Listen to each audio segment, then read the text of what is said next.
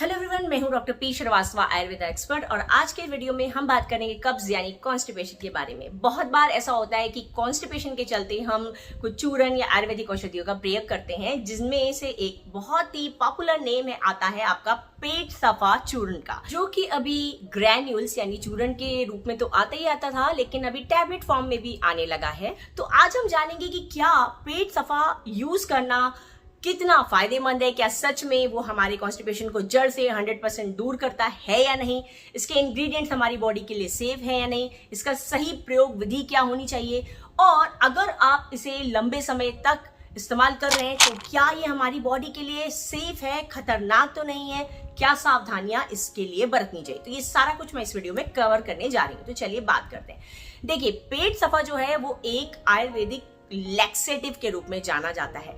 कई बार ऐसा होता है कि कुछ लोगों के एब्डोमिनल डिजीज होने के कारण या पेट की आंतें ठीक से फंक्शन नहीं करने के कारण जो उनका वैक्यूएशन होता है ना, कॉन्ट्रैक्शन यानी जो उसको साफ करने की जो क्षमता होती है, जो आंतें अपने आप कॉन्ट्रैक्ट करती हैं, संकुचन और प्रसरण, वो बंद हो जाता है, जिसकी वजह से पेट ठीक से साफ ही नहीं होता। और फिर पेट अगर साफ नहीं होता तो गैसेस बनने लग जाती हैं और तमाम तरीके के रोग होने लग जाते हैं।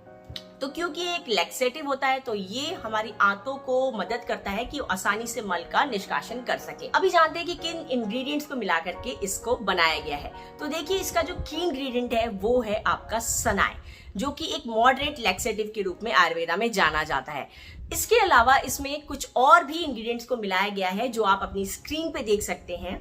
तो इसमें जो इंग्रेडिएंट्स पड़े हैं वो है आपका सनाई लीव्स यानी 35 ग्राम, ब्लैक सॉल्ट, काला नमक 12 ग्राम, अजवाइन 10 ग्राम, इसबगोल 8 ग्राम, त्रिफला 9 ग्राम, सेंधा नमक, सवारज सारस यानी सोडियम बाइकार्बोनेट, हरितिकी, अम्लता, सौंफ, सूंठ, निशोद, जीरा, कैस्टर ऑयल और कुछ प्रिजर्वेटिव्स।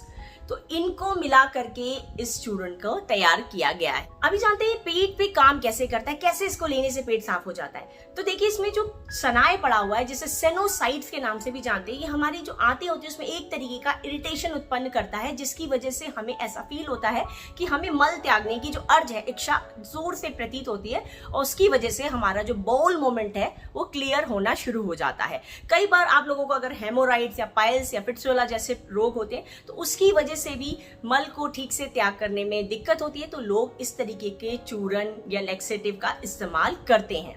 एक तरीके से कॉन्स्टिपेशन को दूर करने के लिए ये एक लैक्सेटिव माना जाता है। साथ में इसमें कुछ जैसे अजवाइन हो गई, सेंधा नमक हो गया, अम्ल साथ है, आंवला चूर्ण, हरतिकी, ये हमारे पाचन को बढ़ाते हैं, पाचन को दुरुस्त करते हैं, जिसकी वजह से जो और दिक्कतें हो रही हैं लंबे समय से कॉन्स्टिपेशन की वजह से वो दूर होने शुरू हो जाती हैं। लेकिन अब जानते हैं कि क्या इसका प्रयोग लंबे समय के लिए सुरक्षित है या नहीं, या कब तक इसका प्रयोग करें, क्या राइट डोज है, ये सारा कुछ इस वीडियो में जानेंगे। तो देखिए, क्योंकि इसमें सेनाय पड़ा हुआ है, जो कि मैं बार बार बता रही हूँ कि मॉडरेट लैक्सेटिव है, जिसे लंबे समय तक इस्तेमाल करना सही नहीं है।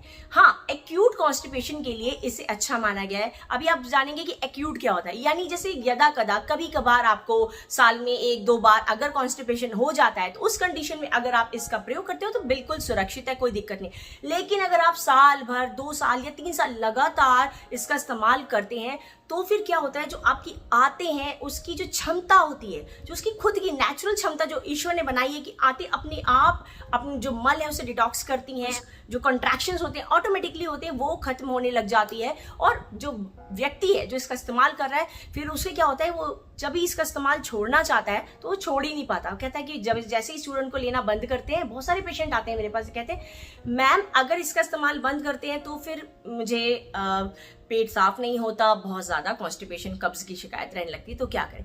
तो इसकी बहुत बड़ी हिदायत है कि आप इसको बराबर नहीं यूज करें, इसको थोड़ी समय जब भी कभी ऐसा हो तो इसका सहारा ले सकते हैं। उसके बाद बहुत सारे अदर ऑप्शंस हैं, इतनी ज़्यादा हर्ब्स हैं जिनके इस्तेमाल से आप आसानी से अपनी इस प्रॉब्लम को दूर कर सकते हैं। साथ में कुछ योगा, प्राणायाम, कुछ जो सूक्ष्म व्यायाम होते हैं, थोड़ी बहुत एक्सरसाइज होती हैं, they will definitely help you to release your constipation. लेकिन अगर आप चाहते हैं इजी वे में सिर्फ इसका इस्तेमाल, तो ये आपकी आंतों को क्षति पहुंचा सकता है, क्योंकि लंबे समय तक इसका इस्तेमाल करने से आपकी आंतें कमजोर पड़ने लग जाती है और फिर तरह तरह के उसमें रोग होना शुरू हो जाते हैं। अब बात कर लेते हैं इसकी डोज की, कि इसकी डोज क्या होनी चाहिए। तो इसकी जो डोजेज हैं वो आप गुनगुने पानी से 5 से 10 ग्राम, यानी कि आप लगभग एक छोटा चम्मच आप इसको इस्तेमाल कर सकते हैं सुबह शाम, जैसे आपकी ज़रूरत हो, जिस तरीके से आपकी कब्ज़ हो उसके मुताबिक आप इसे ले सकते हैं। और बच्चों में इसे 50 मिलीग्राम दिया जा सकता है, लेकिन उनकी उम्र 6 वर्ष से ज़्यादा होनी चाहिए, इससे कम के बच्चों को नहीं देना चाहिए। सो ये थी कुछ इसकी हिदायतें। अगर आप कोई भी लैक्सेटिव यूज कर रहे हैं, आयुर्वेदिक को या फिर एलोपैथिक को, यूज करने की सही सेवन विधि, डोजेस, ये सारी चीजें जान के इस्तेमाल करना बहुत ही आवश्यक है।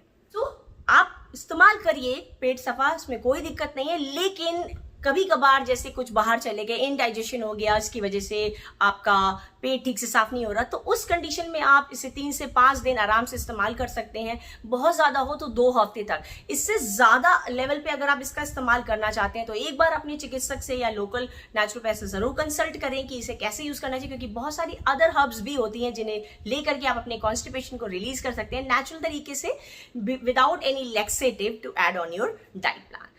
तो ये तो थी आज की जानकारी, और अपने आने वाली वीडियो में मैं शेयर करूंगी कि अगर आपको छोटी आंत यानी डियोडेनल अल्सर है तो उसे आयुर्वेदिक ट्रीटमेंट के द्वारा कैसे ठीक किया जा सकता है, और या फिर नेक्स्ट वीडियो में आप देखेंगे कि अगर आपको चिकना या फिर पतला मल पास होता है तो उस कंडीशन में आपको क्या आयुर्वेदिक ट्रीटमेंट लेना चाहिए। तो do subscribe my channel. I hope you like the information. Please share and pass with your friends and family and stay tuned, stay healthy. Take care guys. और कोई भी प्रश्न हो तो नीचे जरूर ड्रॉप करें। Good luck.